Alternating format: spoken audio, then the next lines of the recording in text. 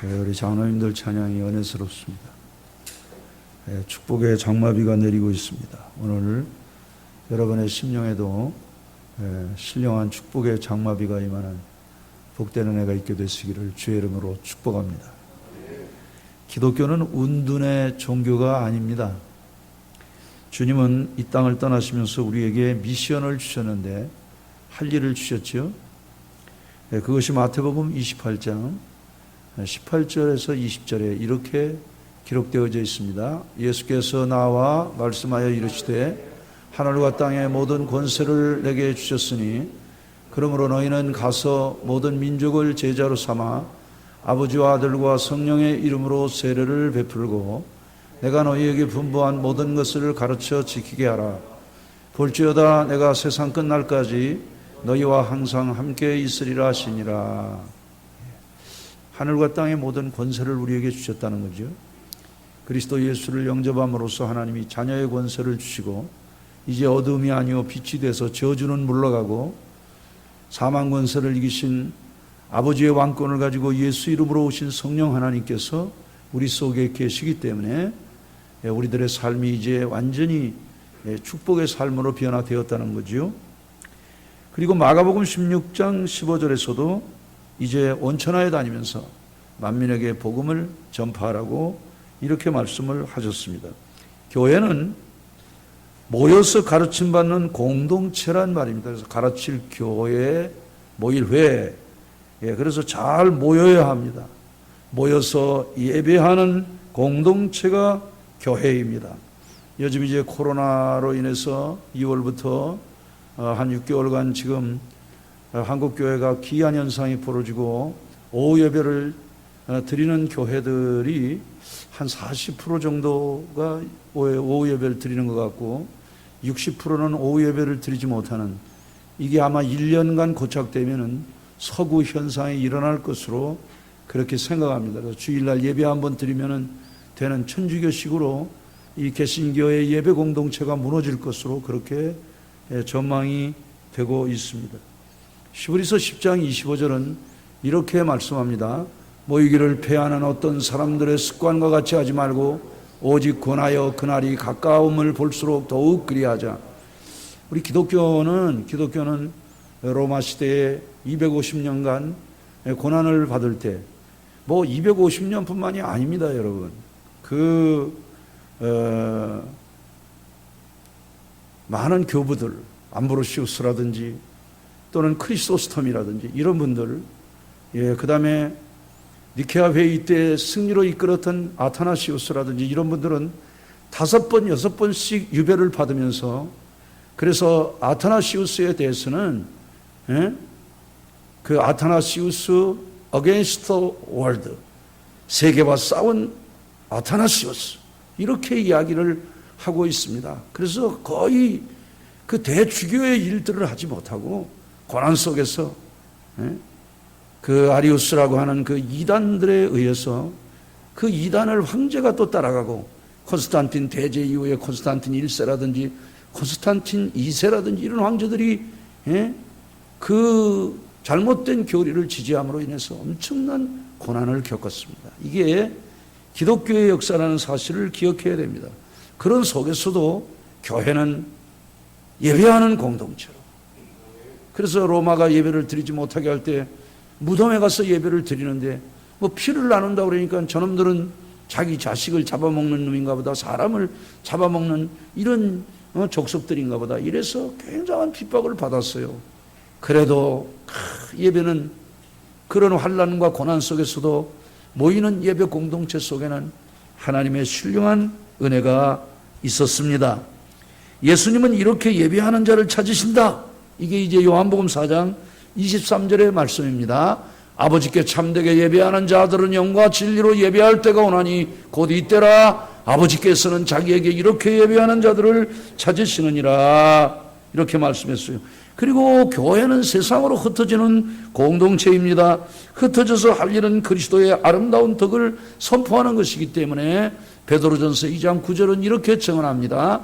그러나 너희는 택하신 족속이요 왕같은 제사장들이요 거룩한 나라요 그가 그의 소유가 된 백성이니 이는 너희를 어두운 데서 불러내어 그의 기이한 위치에 들어가게 하시니 이에 아름다운 덕을 선포하게 하려 하심이라. 그리고 또 우리가 이제 예배하고 세상으로 흩어져서 사는 삶의 원리를 로마서 12장 1절 2절은 이렇게 증언하고 있습니다. 그러므로 형제들아 내가 하나님의 모든 자비하심으로 너희를 권하노니 너희 몸을 하나님이 기뻐하시는 거룩한 산 제물로 드리라. 이는 너희가 드릴 영적 예배니라. 너희는 이 세대를 본받지 말고 오직 마음을 새롭게 함으로 변화를 받아 하나님의 선하시고 기뻐하시고 온전하신 뜻이 무엇인지 분별하도록 하라. 이렇게 말씀을 하고 있습니다. 그래서 기독교인은 세상 속에 살면서 결혼하고 가정을 이루어 자식을 낳고 또 취업을 하고 돈 벌고 이렇게 생활하면서 거기서 빛을 발하고 그리고 이제 자신의 사명을 다하는 것이 그리스도인입니다. 본문은 이제 그리스도인들이 어떻게 사회생활을 할 것인가를 우리에게 말씀하고 있습니다. 그래서 오늘 설교 제목이 이렇게 살자입니다. 세 가지로 말씀을 정리하겠습니다. 첫째는 비판하지 말아야 합니다. 본문 13절이 이렇게 증언합니다. 그런지 우리가 다시는 서로 비판하지 말고 도리어 부딪힐 것이나 거칠 것을 형제 앞에 두지 아니하도록 주의하라. 이렇게 말합니다. 왜 비판하면 안 되느냐? 비판하면 안 되느냐? 인간은 정확하게 이제 판단할 만한 그런 능력이 없습니다. 그리고 인간은 전체를 본 것이 아니고 일부분을 본 것이기 때문에 그래서 비판을 하면 안 됩니다. 그리고 또 중요한 것은 아는 것보다 모르는 것이 더 많기 때문에 그래서 비판을 하면 안 됩니다. 그 사람은 똑같은 것을 이제 보아도 어떤 감정을 가지고 보느냐에 따라서 다릅니다. 그리고 인간은 다른 사람을 판단할 자격이 없어요. 그리고 비판이라는 게 보면은 사람을 살리려고 비판하는 게 아닙니다. 비판은 반드시 사람을 죽이려고 하고 그런 미움에서 출발하는 것이기 때문에 이미 그 비판 속에는 대부분의 70% 내지 80%는 미워하는 마음, 더 정확히 하면 살인하는 마음이 있기 때문에 그래서 성경은 비판하지 말라고 그렇게 이야기를 하는 것입니다. 우리가 이제 가정에서 삽니다. 부부가 삽니다. 부부는 허물이 없잖아요. 사실 부부는 모든 것을 다 알잖아요. 그런데 중요한 것은 장점을 보아야 되거든요. 벤자민 프랭클린이 그랬잖아요. 결혼할 때는 두 눈을 뜨고 봤다가 결혼하고 나면 한 눈을 감으라고. 그러니까 단점에 대해서는 감고 장점에 대해서는 눈을 뜰 줄 아는, 그럴 때 행복하거든요. 가정도 마찬가지입니다. 자녀들도 마찬가지예요. 인간은 장점과 단점이 다 있어요. 부족한 게 많이 있어요. 그런데 자꾸 단점만 지적하면은 그 아이들이 문제아가 되는 겁니다. 문제아를 누가 만드느냐? 문제 부모가 문제아를 만드는 거예요. 성경을 보면은 하나님은 우리들이 허물이 많지만 끊임없이 우리들의 허물을 덮어주시면서 계속 우리들을 사랑과 선행으로 격려하면서 내가 너희를 사랑한다, 내가 너희를 축복한다, 그러면서 우리들의 변화를 지켜보시는 분이 전능하신 하나님이라는 사실을 믿으셔야 합니다. 그래서 오늘 본문에서 우리가 다시는 서로 비판하지 말고, 비판보다 좀 고상한 말이 비평이죠. 비평에는 문학 비평 또는 음악 비평, 예술 비평 등 다른 사람의 문학 작품 세계나 또는 예술의 세계를 비평하는 이 문화의 장르가 비평이라고 하는 것입니다. 이런 비평은 문화 창달을 위해서 매우 고무적인 것입니다. 그러나 비판은 좋지 않습니다. 그래서 바리새인들 보면 정죄하려고 한 거거든요. 그래서 비판하면 사람들이 상처를 많이 받아요. 사실 비판하면 칭찬하면 얼마나 기분이 좋습니까? 그렇죠? 칭찬하면 더 잘해야지라고 하는 이런 마음이 생겨집니다. 그런데 비판받으면 너무 꿀꿀해요. 왜? 자기가 자기를 알거든요. 아프거든요. 그런 그 아픈 걸 갖다가 그 상처기를 갖다가 건드릴 때 정말 아프거든요. 그래서 우리들이 상대방을 정말 권면할 때 아주 사랑하는 그런 마음으로, 온유한 마음으로, 그리고 이제 좋은 그런 분위기 속에서, 예, 저도 집에서 좀 걱정스러울 때가 있어요. 집사람이 잘해주고 그래요. 기분이 좋고 그래요. 그럴 때 이제 이야기를 해요. 그래서 꼼짝 못하게 해서 무슨 이야기를 하려나 보다. 예. 처음에는 감을 잘 못 잡았다가 이 사람이 오늘 무슨 얘기를 하려고 하는구나. 예. 그래서 뭐 얘기하면은, 그리고 또 젊은 날에는 그게 잘 수용이 안 되더라고요. 예. 근데 이제 나이가 먹으면서 너무 고마워요. 예. 그래서 사실 목사님들의 단점인데, 사모님들의 말을 잘 안 듣는 거. 당신이 목회해, 당신이. 이러는 분들이 목회자들 가운데 아주 대다수가 있기 때문에 사모님들의 상처가 다른 데서 있지 않다고 그래요. 예, 저는 저를 제일 사랑해주는 사람이 제 아내이기 때문에, 저도 젊은 날엔 그랬습니다. 그러나 이제는 그러지 않으려고 애를 많이 쓰고 있습니다. 중요한 점은 비판보다는 칭찬이 좋다는 거죠. 그래서 에모트 마사르가 쓴 책, 물은 답을 알고 있다는 이런 책이 있습니다. 사람은 물로 되어져 있다는 게 에모토 마사르의 이야기입니다. 수정란 때는 99%, 막 태어났을 때는 90%, 성장하면서 70%, 죽을 때는 50%의 물을 가지고 죽는 게 인간이라는 거예요. 그게 이제 에모트 마사르의 지론입니다. 그는 다양한 실험을 했는데, 물을 이제 유리컵 안에다가 담은 후에 사랑 또는 감사 또는 고맙다는 이런 글을 보여준 후 물의 결정 사진을 찍었답니다.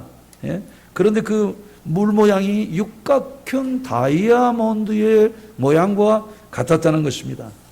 그런데 망할 놈, 죽여버릴 거야, 미워, 악마, 이런 글을 보여주었더니 물의 모양은 산산조각이 나고 지진으로 땅이 갈라지는 그러한 모습이었답니다. 물에게 너는 예쁘다, 사랑해, 고마워라는 말을 하고 물의 결정체를 찍었더니 찬란한 다이아몬드 육각형의 모습이었다는 것입니다. 망할 놈이라고 했을 때 물의 모양은 깨어졌고 흩어졌습니다. 에모토 마사르의 이론은 인간은 물로 구성되었기에 물의 결정처럼 사람도 그렇게 반사한다는 것입니다. 그렇게 반응을 한다는 것입니다. 그러니까 칭찬을 들을 때는 우리들의 이 체내 안에 육각형 다이아몬드 같은 그런 이제, 그러면서 엔돌핀이 확 솟아나는 것입니다.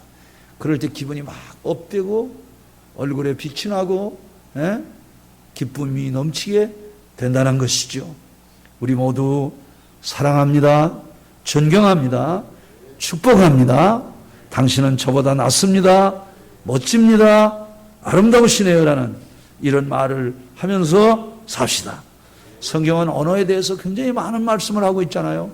그래서 에베소서 4장 29절은 이렇게 증언하고 있습니다. 에베소서 4장 29절, 무릇 더러운 말은 너희 입 밖에도 내지 말고 오직 덕을 세우는 데 소용되는 대로 선한 말을 하여 듣는 자들에게 은혜를 끼치게 하라. 에베소서 5장 4절은 이렇게 증언합니다. 누추함과 어리석은 말이나 희롱의 말이 마땅치 아니하니 오히려 감사하는 말을 하라. 에베소서 3장, 야고보서 3장 6절 이하는 이렇게 증언하고 있습니다. 혀는 곧 불의요 불의의 세계라. 혀는 우리 지체 중에서 온몸을 더럽히고 삶의 수레바퀴를 불살하나니 그 살아는 것이 지옥불에서 나느니라. 여러 종류의 짐승과 새와 벌레와 바다의 생물은 다 사람이 길들일 수 있고 길들여 왔거니와 혀는 능히 길들일 사람이 없나니 쉬지 아니하는 악이요 죽이는 독이 가득한 것이라. 이것으로 우리가 주 아버지를 찬송하고 또 이것으로 하나님의 형상대로 지음을 받은 사람을 저주하나니 한 입에서 찬송과 저주가 나오는도다. 내 형제들아, 이것이 마땅하지 아니하니라. 샘이 한 구멍으로 어찌 단물과 쓴물을 내겠느냐. 내 형제들아, 어찌 무화과 나무가 감람 열매를 포도나무가 무화과를 맺겠느냐. 이와 같이 짠물이 단물을 내지 못하느니라.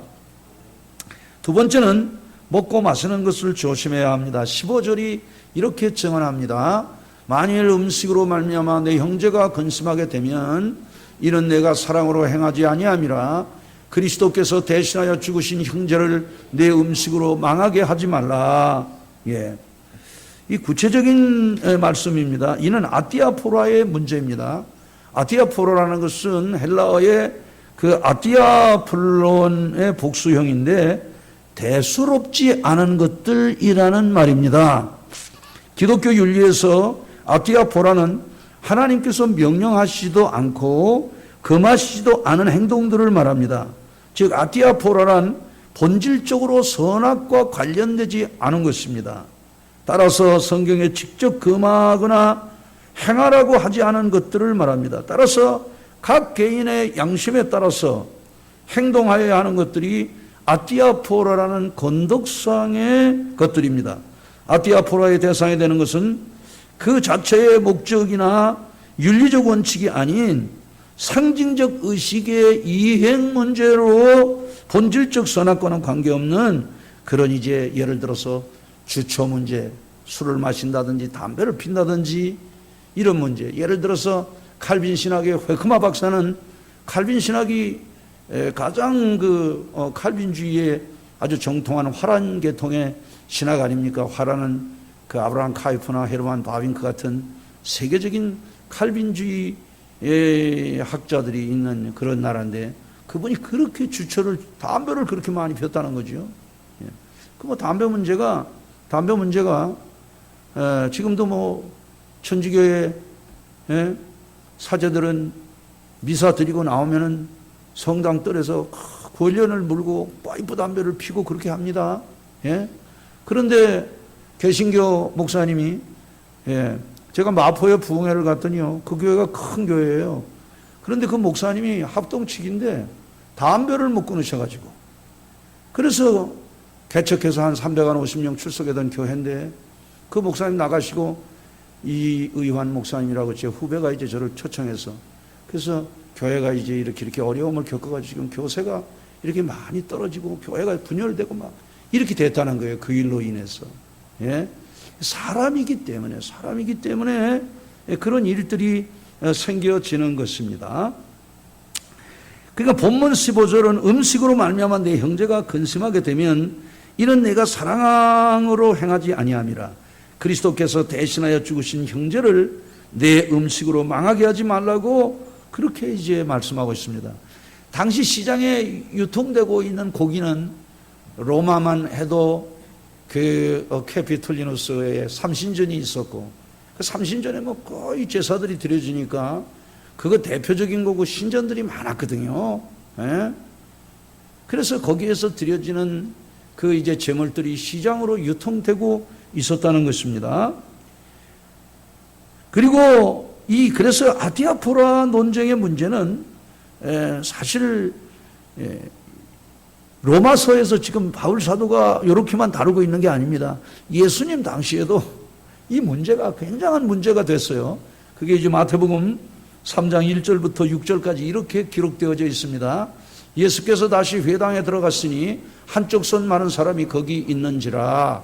사람들이 예수를 고발하려 하여 안식일에 그 사람을 고치시는가 주시하고 있거늘 예수께서 손 마른 사람에게 이르시되 한가운데 일어서라 하시고 그들에게 이르시되 안식일에 선을 행하는 것과 악을 행하는 것 생명을 구하는 것과 죽이는 것 어느 것이 옳으냐 하시니 그들이 잠잠하거늘 그들의 마음이 완악함을 탄식하사 노하심으로 그들을 둘러보시고 그 사람에게 이르시되 내 손을 내밀라 하시니 내밀매 그 손이 회복되었더라. 바리새인들이 나가서 곧 헤롯 왕과 함께 어떻게 예수를 죽일까 의논하니라. 그러니까 예수님은 우리 심령을 감찰하시잖아요. 그러니까 자기를 이제 고소하려고 손 마른 자가 들어왔는데 그 예수님이 그를 이제 일어서라고 하니까 그러면서 야 안식일에 사람을 살리는 게 중요하냐 죽이는 게 중요하냐 그러면서 어떤 게 선한 것이냐니까 잠잠한 거예요. 그들의 완악함을 아시고 그를 치유해 주셨다는 거죠.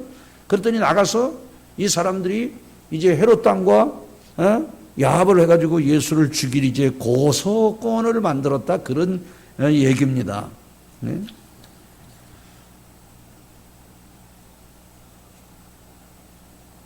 예를 들겠습니다. 교회 중직자가 잔치를 하면서 최고급 양주를 손님들에게 대접했습니다. 예? 그렇다고 이 사람이 알코올 중독자도 아니고 양주장 주인도 아닙니다. 그러나 그날 그 집에 초대된 손님 가운데 초신자가 있었어요. 큰 혼란에 빠졌습니다. 예? 그 초대된 손님 가운데 초신자가 있었는데 이게 이럴 수가, 어떻게 저런 분이 술을 마시는가, 이건 아닌데 하며 큰 상처를 받았다는 거죠. 이런 경우 먹고 마시는 것 때문에 큰 상처를 이제 받게 된다 그 말이죠. 오늘 우리는 살면서 혐오식품은 삼가해야 합니다. 특별히 술, 담배 문제는 이것은 우리들이 꼭 건절해야 할 것들이다 하는 것을 아셔야 됩니다. 그리고 내 돈 있다고 멋대로 쓰면서 사치하는 것도 안 될 일이고, 식도락을 위해서 팔도강산을 누비고 이렇게 하는 것, 이것도 좋지 않습니다. 세 번째, 비난을 받으면 안 됩니다. 하나님의 사람은 비난받을 일을 하면 안 돼요. 그게 16절, 본문 16절에서 18절에 이렇게 기록하고 있습니다. 그러므로 너희의 선한 것이 비방을 받지 않게 하라. 하나님의 나라는 먹는 것과 마시는 것이 아니요 오직 성령 안에 있는 의와 평강과 희락이라.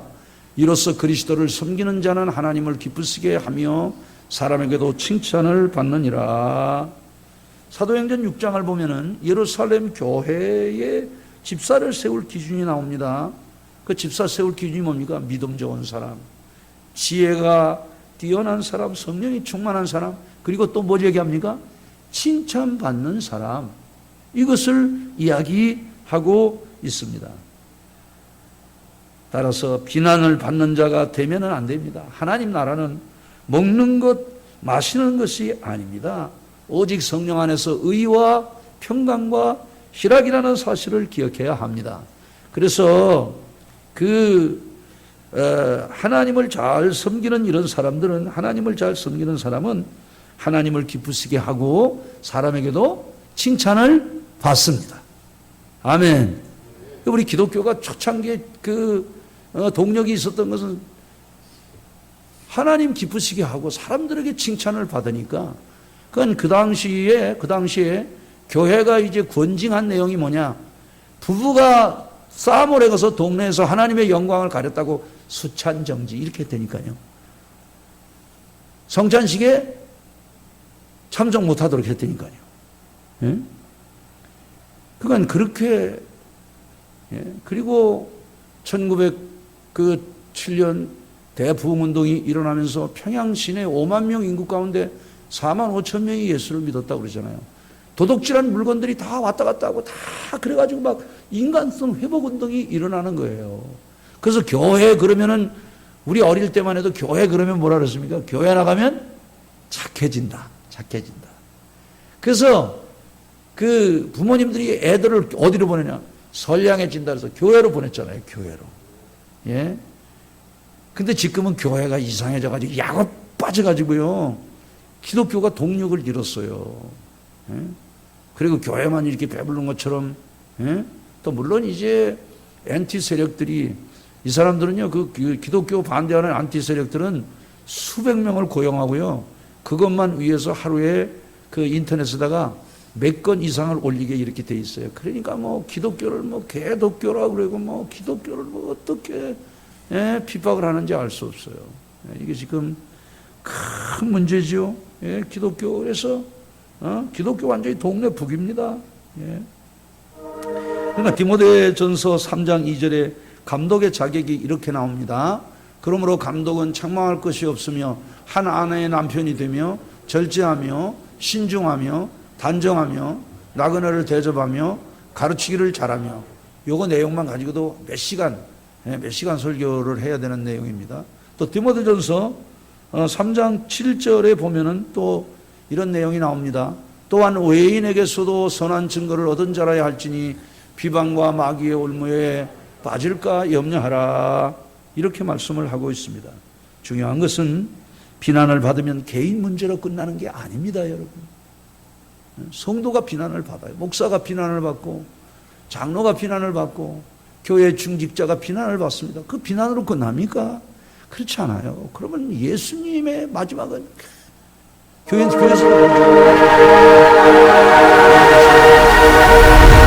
가르치냐? 이렇게 그래가지고, 예?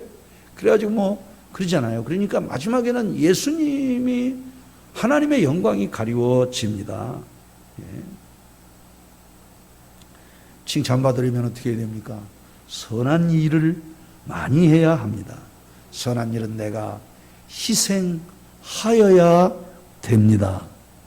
내가 섬기고 내가 내 돈을 쓰고 내 시간을 투자하고 그리고 내가 육체로 섬겨주어야 그게 선한 일입니다. 우리 모두 비판받지 말고 건덕을 세우고 비난받지 않도록 사십시다. 칭찬받으면서 살아가는 이런 하나님의 사람들이 되시길 예수 이름으로 축복합니다. 이 말씀 생각하면서 주여 한번 부르고 통성으로 기도합니다. 주여.